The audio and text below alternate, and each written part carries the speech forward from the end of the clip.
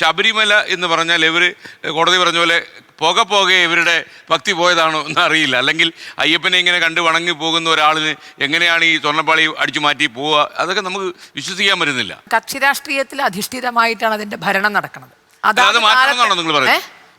അത് മാറ്റണം. അതാത് കാലത്ത് ആരാണോ ഭരണത്തിൽ വരുന്നത് അവരാണ് ദേവസ്വം ബോർഡ് ഉണ്ടാക്കുന്നത്. അതാത് കാലത്ത് അവർക്ക് വേണമെങ്കിൽ പ്രസിഡന്റിന്റെ കാലാവധി ചുരുക്കാം. പഴയ പാർട്ടിയുടെ പ്രസിഡന്റാണ്, പഴയ മുന്നണിയുടെ പ്രസിഡന്റാണ് നിൽക്കുന്നതെങ്കിൽ ഞങ്ങൾക്ക് പുതിയ പ്രസിഡന്റിനെ വെക്കണമെങ്കിൽ കാലാവധി ചുരുക്കാം. 3 വർഷം എന്നുള്ളത് 2 വർഷമാക്കാം. ഇനി അതല്ല വേണം, അത് അങ്ങനെ പോയ ആളാണ്. ഇനി അതല്ല കൂട്ടണം എന്നുണ്ടെങ്കിൽ കൂട്ടാം. ഇതൊക്കെ ആരുടെ? അപ്പൊ ഇതൊക്കെ വെറും രാഷ്ട്രീയത്തിൽ അധിഷ്ഠിതമായിട്ടാണ് ഇങ്ങനെ ഈ ഇത്രയും മഹത്തായ ക്ഷേത്രങ്ങളുടെയൊക്കെ ഭരണം കൈയാളേണ്ടത്. ഇത് ഇവിടെ മറ്റ് ആരാധനാലയങ്ങളൊക്കെ തന്നെ അതാത് മതവിഭാഗക്കാർക്ക് അതിൻ്റെ വിശ്വാസികൾക്ക് കൈകാര്യം ചെയ്യാനുള്ളൊരു സംവിധാനമുണ്ട്. ഇതിവിടെ സ്വതന്ത്ര ഐക്യ കേരളം നിലവിൽ വന്നപ്പോൾ അവർ കൈകാര്യം ചെയ്തിരുന്ന ക്ഷേത്രങ്ങൾ, ആ ക്ഷേത്രങ്ങൾ എന്ത് ചെയ്യണം തൽക്കാലമായിട്ട്, കാരണം മതേതര ഗവൺമെന്റിന് മതസ്ഥാപനങ്ങൾ ഭരിക്കാൻ നിയമപരമായ അവകാശമില്ല. ആ നിലയിൽ തൽക്കാലമായി തട്ടിക്കൂട്ടി വന്നതാണ് ഈ ദേവസ്വം ബോർഡ്. ഒരു കവനന്റിന്റെ അടിസ്ഥാനത്തിൽ തട്ടിക്കൂട്ടി വന്നതാണ് ഈ ദേവസ്വം ബോർഡ് എന്നുള്ളത്. അപ്പോൾ ഇപ്പോൾ എന്താ കാര്യം ഉണ്ടായി? അതായത് മതേതര ഗവൺമെന്റിന് മതസ്ഥാപനങ്ങൾ ഭരിക്കാൻ അവകാശമില്ല എന്ന പേരിൽ ദേവസ്വം ബോർഡ് ഉണ്ടാക്കുകയും അതേ മതേതര ഗവൺമെന്റ് തന്നെയാണ് ഇതിൽ ഭരിക്കുന്നത്. ആര് വരണം എന്ത് വരണം എന്ന് തീരുമാനിക്കേണ്ടത് അതാത് കാലത്തെ ഗവൺമെന്റാണ്.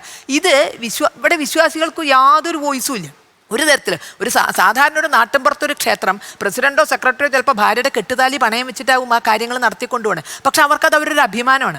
ഇവിടെ നേരെ തിരിച്ചതല്ല. കാട്ടിലെ മരം തേവരുടെ ആന വലിയടാ വലി 2 കൊല്ലം നിൽക്കണ കാലയളവിൽ എന്ത് കിട്ടും? കത്തണ വിറക്കി ഊരണ കഴുക്കോലില്ല. അവർക്ക് 2 കൊല്ലം നിൽക്കുള്ളൂ. അതിനുശേഷം ശബരിമല എന്തായി പോയാലും അവർക്കൊരു പ്രശ്നമില്ല. അടുത്ത 2 കൊല്ലം ഈ 2 കൊല്ലം കൊണ്ട് ഒന്നോട് ചെയ്യാനും സാധിക്കില്ല. അപ്പം ഇങ്ങനെ മാറി വരുന്ന കാലം കൊണ്ട് അവർക്ക് പരമാവധി ചെയ്യാൻ പറ്റുക എന്താണോ ഊരാൻ സാധിക്കുക.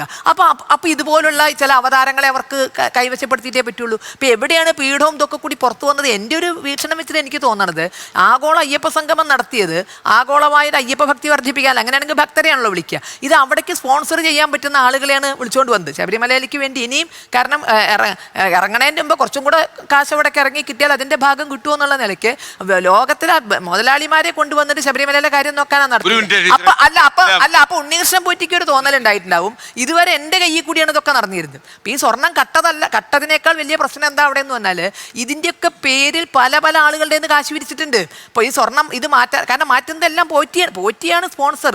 പോറ്റി ഇങ്ങനെ ഉലകത്തിലുള്ള എല്ലാ പണക്കാരെയും കണ്ടിട്ട് ഒരേ വാതിലിന് വേണ്ടി പല ആളുകളിൽ നിന്ന് സ്പോൺസർഷിപ്പ് മേടിച്ചിട്ടുണ്ടാവും. അപ്പോൾ ഈ കിലോന്റെ വിലയൊന്നും കണക്കാക്കിയ പോരത്. ഈ ഗതികെട്ട അവസ്ഥ മാറ്റിയേ പറ്റുള്ളൂ. അതാണ് ഇതിനുള്ള ശാശ്വതമായ പരിഹാരം. രാഷ്ട്രീയക്കാർ ഇത് കൈകാര്യം ചെയ്യരുത്. അത് CPM അല്ല. ലോകത്തെവിടെയായാലും ഏത് സമയത്തും 24 വാർത്തകളും ഓഗ്മെന്റഡ് റിയാലിറ്റി പാക്കേജുകളും എക്സ്പ്ലെയിനറുകളും വിശദമായി കാണാൻ ഞങ്ങളുടെ യൂട്യൂബ് ചാനൽ നിങ്ങൾക്ക് സബ്സ്ക്രൈബ് ചെയ്യാം.